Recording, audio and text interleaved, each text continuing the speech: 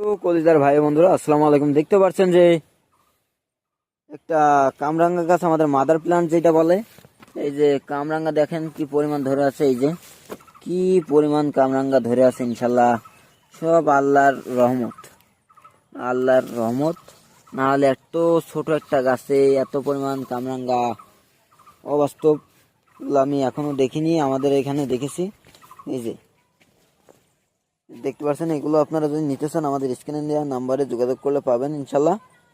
01915 77 12। আরেকটা নাম্বার আছে 01994211219।